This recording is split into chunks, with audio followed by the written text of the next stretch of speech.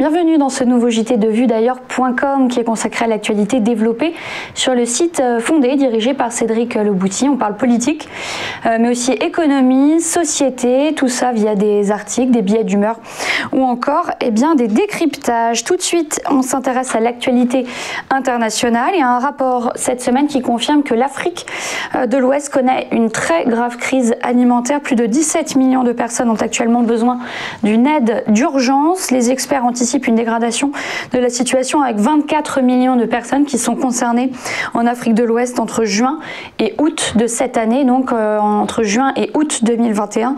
Au Nigeria, seulement près de 13 millions de personnes pourraient être menacées donc par la faim l'été prochain. Parmi les causes, on peut citer déjà les conditions de sécurité, puisque dans ces régions, le djihadisme crée des milliers de déplacés. Ces personnes qui abandonnent donc leur mode de vie se retrouvent sans moyens de subsistance.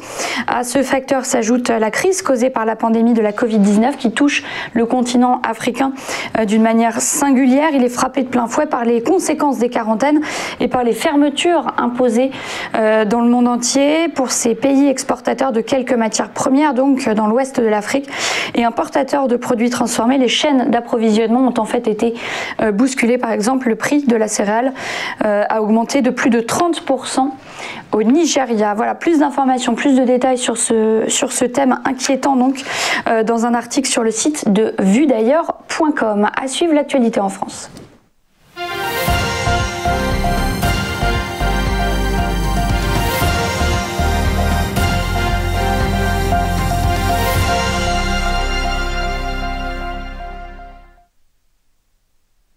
L'actualité en France avec la polémique qui enfle autour de la stratégie vaccinale française et le refus de plus d'un Français sur deux de se faire vacciner. Avec toutes ces questions, on oublie qu'il y a en France 11 vaccins, hors Covid-19 évidemment, qu'ils sont eux obligatoires. Parmi eux, les vaccins contre la diphtérie, le tétanos, la poliomyélite, qui est déjà obligatoire. Viennent ensuite ceux qui confirment 3 formes de méningite, l'hépatite B, la coqueluche ou enfin la rougeole, les oreillons et la rubéole qui sont redevenus obligatoires depuis une résurgence de la rougeole il y a quelques années.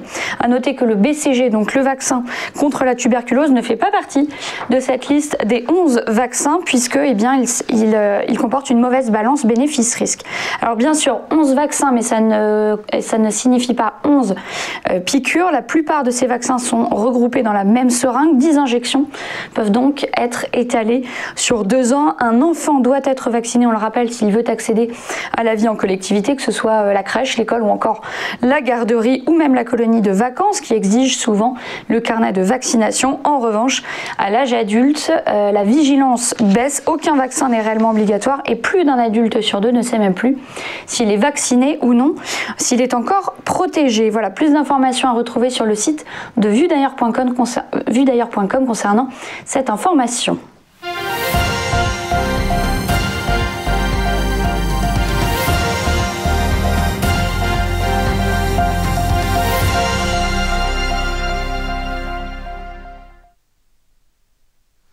L'actualité culturelle, un problème très français puisqu'on va parler fromage et l'appellation camembert aujourd'hui pour être commercialisé.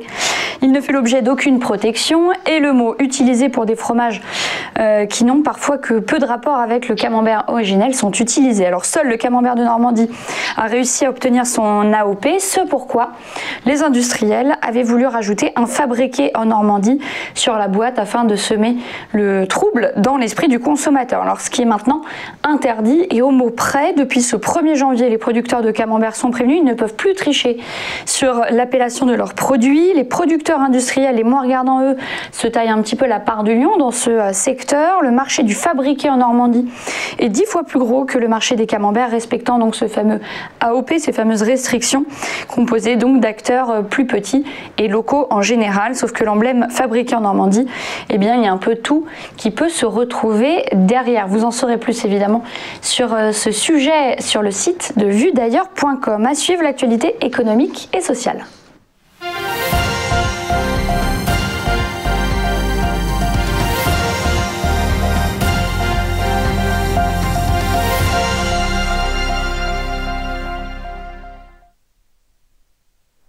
L'actualité économique et sociale avec notre invité aujourd'hui, Eddy Pujalon, président du mouvement de la ruralité, conseiller régional de la Nouvelle-Aquitaine. Bonjour. Bonjour. Merci d'être avec nous. On va s'intéresser à votre mouvement et à ce qu'il défend. Parlez-nous un petit peu de vos combats.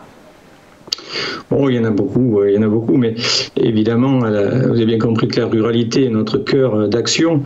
Et donc, derrière tout ça, en ce moment, l'écologie punitive est probablement une de nos raisons pour laquelle on est engagé en politique, avec tout ce qui est en train d'arriver aujourd'hui sur notre modèle agricole, notre modèle d'élevage, la consommation, la gastronomie française, mais aussi toutes nos traditions. Voilà, cette ruralité qui a abandonné les services publics, pour lequel on est aujourd'hui beaucoup engagé. Le développement des énergies renouvelables qui aujourd'hui impactent non seulement l'élevage, mais aussi les habitants. Il n'aura échappé à personne que les éoliennes sont un fléau pour les ruraux. Il y a beaucoup de gens malades aujourd'hui. L'impact paysager, le tourisme rural, l'élevage. On a des sujets extrêmement prégnant, où là l'écologie politique est absente. On dirait même que c'est même le contraire, c'est elle qui assure la promotion de l'éolien ou du photovoltaïque, qui a aujourd'hui une emprise sur les territoires ruraux, sur les territoires agricoles, sur les forêts. On a beaucoup de sujets. On est aussi sur tout ce qui est environnemental, parce que malgré tout, nous sommes attachés à notre environnement, et évidemment les pollutions sur les milieux aquatiques, par exemple, c'est un sujet prégnant aussi pour nous. Les stations d'épuration qui relarguent de nombreux perturbateurs endocriniens, on en fait un combat permanent pour essayer d'avoir une prise de conscience des élus et un changement de modèle de traitement des stations d'épuration pour éviter de laisser passer tous les produits médicamenteux, les oestrogènes, etc. Évidemment, les services publics, l'école, le transport. Voilà, nous, les ruraux en ce moment, c'est la double peine. On parle du diesel, de sanctionner tous ceux qui ont des véhicules essence et diesel, mais en milieu rural, la voiture, c'est obligatoire. Vous n'avez pas de service en commun, vous avez plus de milieu médical, plus de services publics, la poste est très loin. Le dernier rapport qui fait état de 2 années d'espérance de vie en moins pour les ruraux, non seulement parce qu'ils n'ont plus accès à la santé, mais en plus de surcroît, quand on met 2 années de moins pour les pauvres, il n'échappera à personne que la plupart des pauvres, c'est aussi en milieu rural et notamment le milieu agricole. Alors vous parlez de tout ce milieu rural, de tous ces sujets qui vous touchent plus particulièrement. Quelles sont les réponses pratiques que votre mouvement pourrait apporter au monde de l'agriculture ? Aujourd'hui, on est déjà sur un développement. On veut arrêter la métropolisation, on veut passer par un développement des villes moyennes, irriguer le territoire par ces villes moyennes avec un retour à des entreprises. Et puis, pour ce qui est du monde agricole, on est aussi favorable au circuit court. Il faudrait que les gens soient de plus en plus, et on l'a vu avec le Covid, attachés à consommer un circuit court. De la même manière avec la saisonnalité, ce qui serait quand même le mieux et qui donnerait envie de consommer du bon, du frais, et puis revenir quand même à des prix justes pour le monde agricole. Il est incroyable d'avoir aujourd'hui le tarif du lait, par exemple, et vous parliez du camembert, mais heureusement pour certains qui ont accès à des valorisations par le fromage peuvent tirer à peu près un revenu acceptable, mais tout le reste, c'est une catastrophe. Donc nous souhaitons aujourd'hui que le modèle agricole soit mieux valorisé et qu'on ait un peu moins d'importation, parce que le dumping que l'on dénonçait déjà lorsque notre premier mouvement existait il y a plus de 15 ou 20 ans, où on rigolait un peu de nos propos, le dumping existe encore aujourd'hui. Des produits qui arrivent sur le territoire français du Maghreb et d'ailleurs sans les mêmes garanties sanitaires, produits avec des gens à bas coût, il faut arrêter. Voilà, il faut arrêter. Il faut qu'on défende notre... Tous ces combats, notamment du circuit court, il y a des partis politiques, notamment le parti Europe Écologie Les Verts, qui les défendent. Vous vous y retrouvez un petit peu dans ce paysage politique avec des acteurs majeurs ? Notre seule différence avec eux, c'est qu'on est aussi pour la production exportatrice. On n'a rien à dire sur la production céréalière. Il est évident qu'un pays fonctionne aussi par ses grandes productions, qu'elles soient industrielles ou agricoles. Et de ce fait-là, nous sommes favorables à ce qui se fait aujourd'hui, notamment sur le blé, le maïs, etc. Nous avons des points de désaccord sur les retenues d'eau, par exemple. Nous, on est favorable aujourd'hui à avoir un peu plus de bon sens dans la gestion de l'eau. Il n'échappe à personne aujourd'hui que l'eau tombe de manière très forte en grande quantité, et puis pendant plusieurs mois, elle est absente. Et donc, il faut pouvoir gérer cet excédent, ce que ne conçoit pas le monde de l'écologie. On le voit dans de nombreux dossiers, lorsque des associations environnementales proches des écologistes attaquent des élus ruraux parce qu'ils ont voulu curer un fossé, soi-disant parce qu'ils auraient pu faire mourir un poisson ou une grenouille. De l'autre côté, ils sont en train de surprotéger les cormorans, les hérons qui tuent des milliers de poissons et de grenouilles, mais ça ne les dérange pas. C'est une vision obsolète de la nature. Et nous, politique en place par le gouvernement bien sûr. Non, mais... de Jean Castex ou par Europe Écologie Les Verts?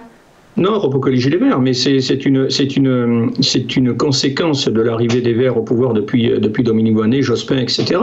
On a une dérive sur l'écologie punitive, déconnectée de la réalité, et on se retrouve avec des braves maires ruraux, parce que je les accompagne, traînés devant les tribunaux pour simplement avoir curé un canal creusé de la main de l'homme, sous prétexte qu'ils auraient pu mettre en danger la vie d'un poisson. C'est-à-dire qu'on est prêt à laisser mettre en jeu la vie des humains pour protéger un poisson. Et à contrario, ces gens-là prônent la surprotection des espèces qui détruisent les poissons et la biodiversité. C'est incroyable de pouvoir avoir une vision aussi stupide de la nature et de l'environnement.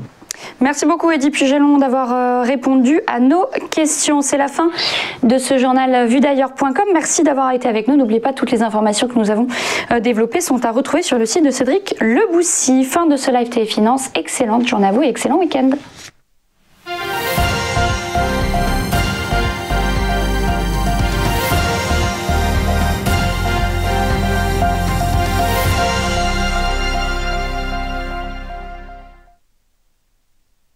Bonjour à tous et bienvenue dans notre émission Entreprise et Innovation, votre rendez-vous innovation, développement économique et enjeux du digital sur TV Finance. Tous les jours, TV Finance met en lumière une société, un projet, des hommes et des femmes qui font l'entreprise d'aujourd'hui et de demain dans un monde en perpétuelle évolution. Pour y participer, contactez-nous sur tvfinance.fr.